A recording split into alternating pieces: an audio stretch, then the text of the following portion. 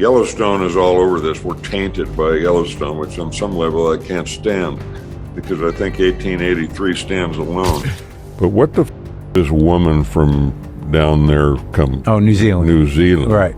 Know about the American West? And why in the fuck does she shoot this movie in New Zealand and call it Montana?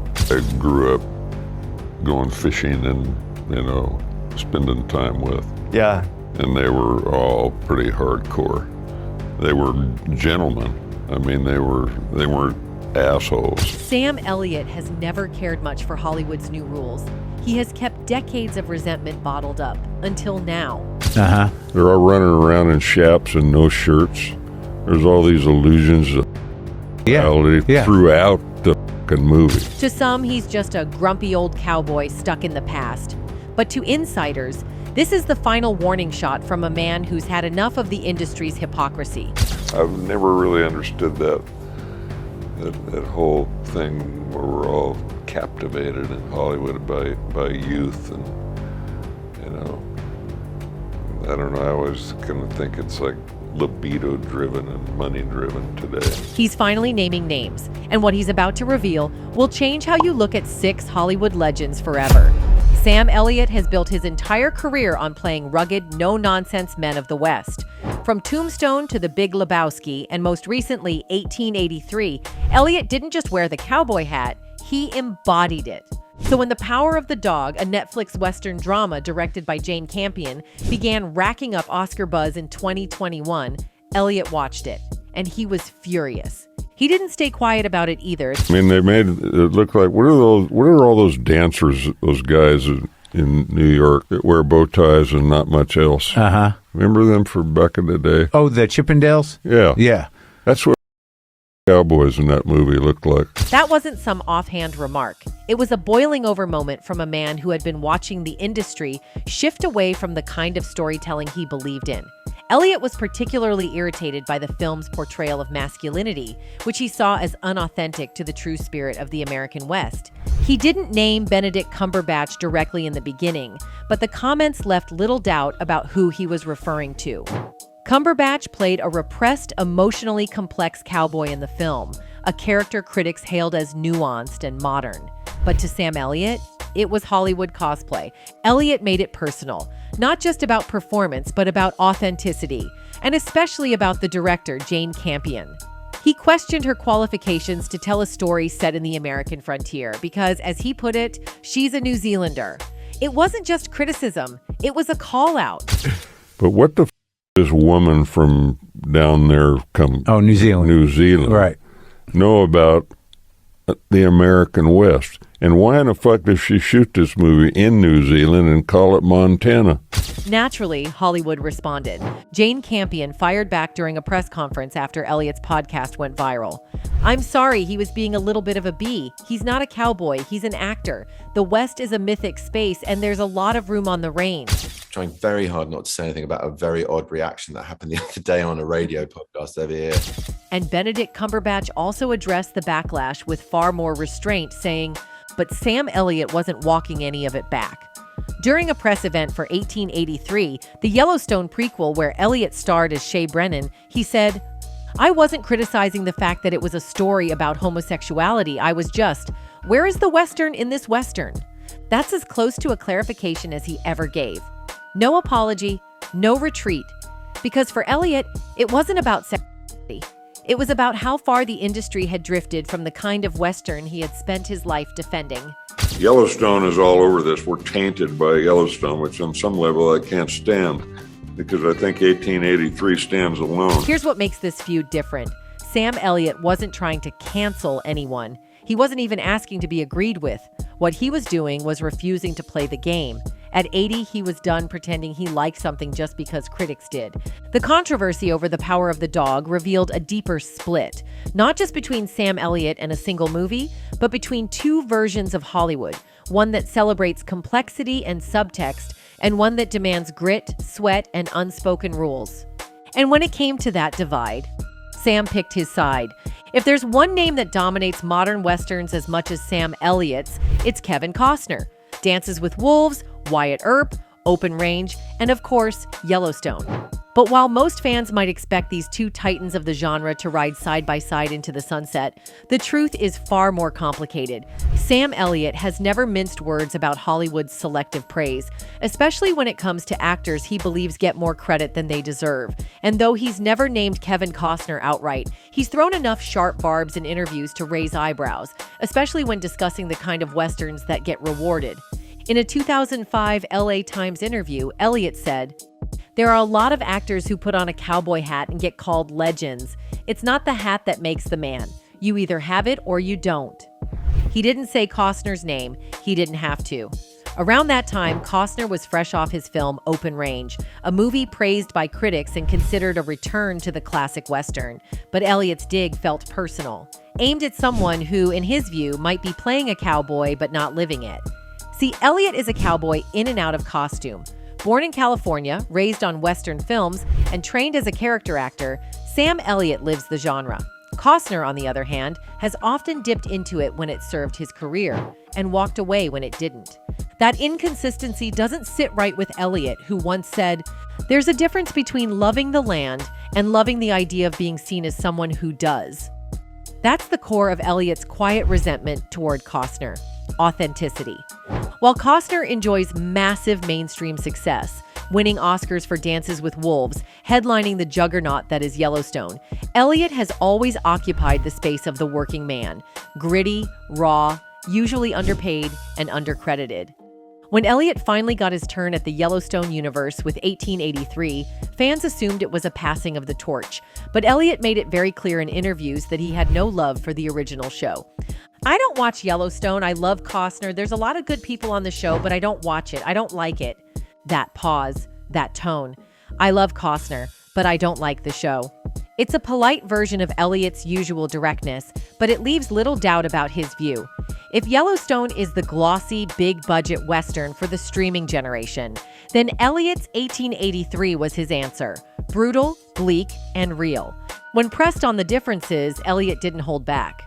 "This is a straight-up Western. We're not trying to be modern. There's no billionaires buying up ranches. This is about survival, about death, about truth."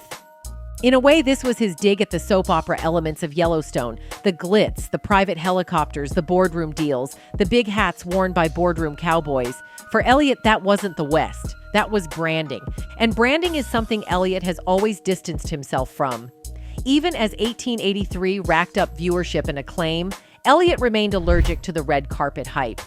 In contrast, Costner's new passion project, Horizon, an American saga, a self-financed 4-part Western epic, is drenched in promotion. But even that seems to irritate Elliott's sensibilities. Not because Costner isn't working hard, but because it feels like he's chasing legacy, while Elliott is still chasing truth. They've never had a public falling out. No one's thrown punches or issued call-outs. But if you listen carefully to Elliott's interviews over the years, the tension is always just under the surface. The unspoken rift between them isn't about hate, it's about values, about who gets called iconic versus who embodies the icon. In one of his most telling quotes, Elliott said, "If it's your job to pretend, then fine, pretend. But don't walk around acting like you are the thing." That, right there, might be the closest Sam Elliott will ever come to naming Kevin Costner directly. And in his own gravelly way, it's the ultimate insult. By the early 2000s, Sam Elliott had become the unofficial face of American masculinity. Deep voice, stiff upper lip, straight shooter. You didn't cast Elliott for nuance or softness. You cast him because he was the character. But then came 2005, Brokeback Mountain. "I know the man I met was on his way to kill everyone in that house. He might as well." Directed by Ang Lee and adapted from Annie Proulx's short story, the film was a landmark. It explored a romantic relationship between two cowboys, played by Heath Ledger and Jake Gyllenhaal, at a time when LGBTQ+ themes were still seen as risky territory for major studios. The film earned 8 Academy Award nominations, won 3, and was hailed as revolutionary. But Sam Elliott wasn't clapping. It was a statement that blew up headlines. Sam Elliott trashes Brokeback Mountain. Elliott calls Ang Lee's Western an insult. The backlash was immediate and brutal. But Elliot didn't flinch. He clarified later that his issue wasn't with the LGBTQ+ theme. It was with the presentation of the American cowboy, which he felt had been distorted into something stylized, delicate, and theatrical. In his mind, Ang Lee had taken a cultural archetype and repackaged it for awards season. "I'm all for telling real stories," he said in a 2006 radio interview. "But don't take the West and use it as a backdrop to make a point that doesn't honor where that world really came from." For Elliot, Westerns are sacred ground. They're about resilience, grit, silence, a man fighting nature, not hugging it. Ang Lee, meanwhile, had used the West to explore vulnerability, forbidden love, and emotional suppression. It was still a story of pain and hardship, just not the kind Sam Elliott had built his whole career around. The real tension, though, wasn't just about genre or style, it was about control. Sam Elliott had spent decades fighting to preserve a certain image of masculinity on screen. Then along came a Taiwanese director from New York who not only reimagined that image, but did it so well that the Academy handed him Best Director. To some, Elliott's comments were a generational clash. To others, they were the raw frustration of a man watching Hollywood move in a direction that no longer required his version of the cowboy. For Ang Lee, the film wasn't even meant to be a Western in the traditional sense. It was a love story. The horses, the mountains, the hats, they were metaphor, not message. But Elliot saw it differently. To him, Ang Lee wasn't adding layers to the cowboy myth, he was replacing it. In later years, Elliot softened his tone publicly, acknowledging that Brokeback Mountain was an important film and that the controversy surrounding his comments taught him a lot. But you could still hear the grit in his voice whenever the topic came up. To some degree, Sam Elliott became a cultural Rorschach test. Progressives saw him as a symbol of outdated masculinity clinging to relevance. Traditionalists saw him as a truth teller, refusing to let Hollywood rewrite what it meant to be a man. What can't be denied is this: Ang Lee's vision of the cowboy directly collided with Sam Elliott's. And in Elliott's mind, that vision won the culture war, but at a cost. In a 2022 Variety follow-up, Elliott said, "I said some things I shouldn't have, but I stand by this. Nobody owns the West, but if you're gonna put on the hat, know what it means." That quote was the olive branch and the warning. Elliott may have apologized for the words, but not the sentiment. And to this day, the wound remains. Hollywood is a strange place. It can take a grizzled veteran and pair him with a frat boy. It can toss together people with absolutely nothing in common and expect chemistry to just happen. But Sam Elliott, he doesn't fake chemistry, and he definitely doesn't play nice if he thinks you don't deserve the role. That's exactly what happened when the names Sam Elliott and Ashton Kutcher landed on the same call sheet. In 2016, Netflix launched The Ranch, a sitcom meets dramedy about a dysfunctional Colorado family trying to keep their cattle ranch afloat. Ashton Kutcher played Colt, a washed-up football player who returns home. Sam Elliott was Bo, the hard-nosed, emotionally walled-off father. On paper, it looked like a hit. City boy meets country dad. Generational tension, lots of whiskey, and unresolved trauma. But off-camera, it was war in slow motion. Ashton's a good kid. Different from me, lot of energy, lot of jokes. We come from different places, I guess. That's as close as Sam Elliott ever gets to saying, "I couldn't stand him." Privately, sources on set claimed Elliott found Kutcher immature, unfocused, and, worst of all, disrespectful to the craft. While Elliott would come in memorized, marked, and emotionally dialed in, Kutcher allegedly treated the early seasons like That 70s Show, Ranch Edition. The laughter was too loud, the jokes too easy, the tone too flippant. Elliott, a man who speaks with silence more than words, was surrounded by punchlines. He reportedly hated the multicam format, the canned laughter, and the writer's obsession with Kutcher's brand of humor. To put it bluntly, Elliott thought he was filming a drama about fatherhood and regret. Kutcher thought he was filming a beer commercial. And there was more brewing behind the scenes. In 2018, when allegations surfaced about Kutcher's close friend and co-star Danny Masterson, who played his brother Rooster, Elliott allegedly wanted out. Netflix eventually fired Masterson due to multiple SA allegations. But Elliott wasn't just upset about the scandal. He was furious about how it was handled. He reportedly told a producer that he didn't sign up to clean up other people's messes. He wasn't going to spend his final chapters in a sitcom that pretended to be serious, but couldn't back it up with values. The final straw? Ashton Kutcher, in Sam Elliott's view, started steering the show. With Masterson gone and the tone getting more disjointed, Elliott saw the writing on the wall. He said, "I did the best I could with that character, tried to bring some truth to him. After a while, you start asking yourself if that truth is being respected." Translation: this show's lost its way, and I'm out. Elliott exited the ranch before its final season wrapped. He didn't trash Kutcher publicly, but his silence said everything. No farewell Instagram post, no tribute, just a clean break.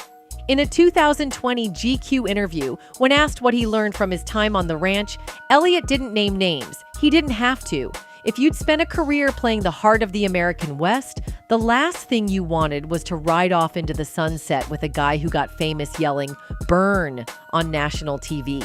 It wasn't just a clash of personalities, it was a collision of principles. Elliott believes acting is a craft. Kutcher treats it like content. And in a world increasingly built on clicks and algorithms, Elliott wasn't about to let his legacy be shaped by an app-friendly co-star who never understood the weight of a silent stare. That wasn't acting, that was branding. And Sam Elliott has no patience for that. You'd think Sam Elliott and Tom Selleck would be brothers in arms. Two grizzled icons of American television, both with that trademark mustache, both tall, quiet, and eternally associated with cowboy hats and rifles. But in private circles and through pointed interviews, Elliott has made it quietly clear he doesn't trust Tom Selleck. Not because of anything personal, but because of what Selleck represents: corporate-friendly cowboy culture. While Elliott spent decades taking roles that challenged him, loners, broken men, cowhands with too much regret, Selleck leaned into the safer, polished brand. Shows like Magnum PY and Blue Bloods weren't about moral gray areas or painful truths. They were procedural, clean-cut, and always ended with a handshake or a lesson. To Elliott, that kind of Western or manhood was sanitized. Both actors have long been compared. They've auditioned for similar roles. Elliott was reportedly considered for parts in Quigley Down Under and Monty Walsh, roles that eventually went to Selleck. And while Elliott kept to smaller, more indie projects, Selleck was the face of family-safe masculinity for CBS. Elliott's issue? He felt it was all too packaged. He once told a reporter at the Road to Perdition press junket, "There's nothing wrong with telling simple stories, but when you're dealing with the West or with pain, you owe the audience more than TV dinner justice." It wasn't just style, it was worldview. Selleck's westerns and procedurals rarely dug into trauma, racism, generational violence, or the moral cost of survival. Elliott's work, on the other hand, from Tombstone to The Hero, constantly grappled with the human cost of silence and pride. And then there's the politics. Tom Selleck has long been a public defender of the NRA. He famously walked off the Rosie O'Donnell show when she challenged him on it.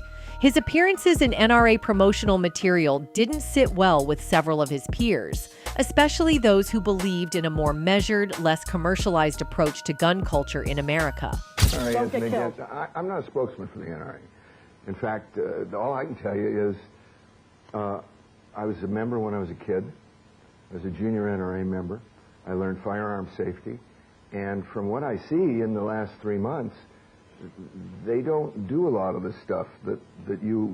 Elliott, though tight-lipped on politics, has hinted at his own discomfort. He once said, "I don't believe in shouting about every cause, but I believe in knowing which side of the river you stand on and who's standing beside you with a gun in their hand."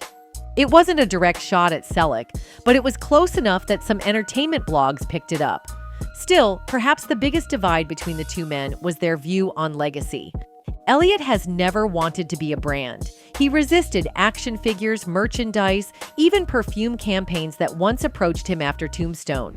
Selleck, by contrast, embraced the full machine, advertising for reverse mortgages, turning Magnum PI into a nostalgic icon, licensing his likeness for products. To Elliott, that wasn't authenticity. That was Hollywood's version of a cowboy. And that, he wanted no part of. Behind the smiles and the mustaches, these two men stood on different moral ground. One believed the myth of the West should stay mythic. The other made it marketable. They never worked together, and they likely never will. Sam Elliott has never needed Hollywood to validate Tom Hanks. He's the kind of man who built a 50-year career off grit, silence, and gravitas. But there's one name that even Sam can't fully dismiss. Not because he admires him, but because he can't escape him. Now, to be clear, Sam Elliott has never publicly hated Hanks. You won't find a screaming match, a red carpet snub, or leaked texts. But what you will find, if you listen closely enough, is a very real frustration, not just with Hanks as a man, but with what he represents, Hollywood's golden boy, the sanitized, bankable, never controversial, always likable hero. And to a man like Sam Elliott, that's not real.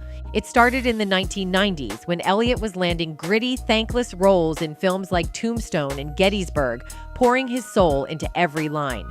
Meanwhile, Hanks was sweeping the Oscars, Philadelphia, Forrest Gump, Saving Private Ryan.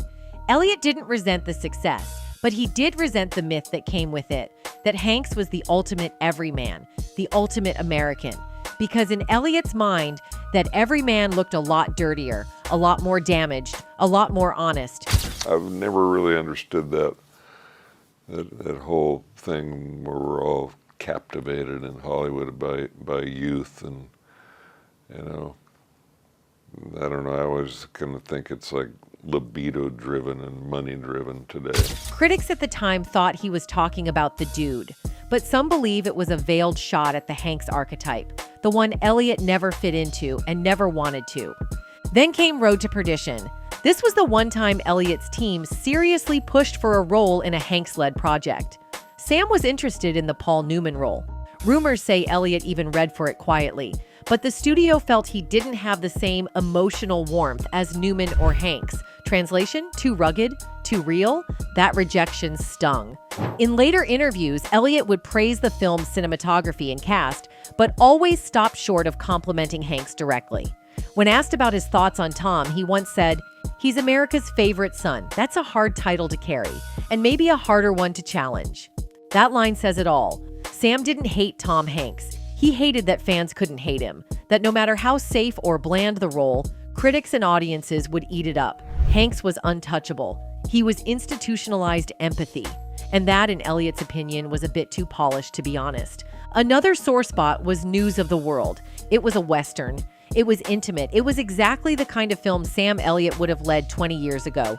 But it went to Hanks. Critics called it a Tom Hanks Western, as if that phrase even made sense. Still, beneath the frustration lies something deeper, maybe even respect. Hanks, for all the polish and polishers behind him, did protect the craft. He brought audiences to adult dramas when studios were betting everything on superheroes and car chases. In a way, he preserved parts of cinema Sam Elliott loved. And maybe that's why he never truly went after Hanks, because despite their differences, they're both keepers of the old ways, just in very different coats. One wears mud-stained denim and keeps his mouth shut. The other wears a sweater and narrates wars and courtrooms and rescues. Two sides of American masculinity, two kinds of legacy. And at 80, Sam Elliott has accepted that. He'll never be America's favorite son, but maybe he was its last real cowboy. Anyway, that's it for this video, folks. Bye.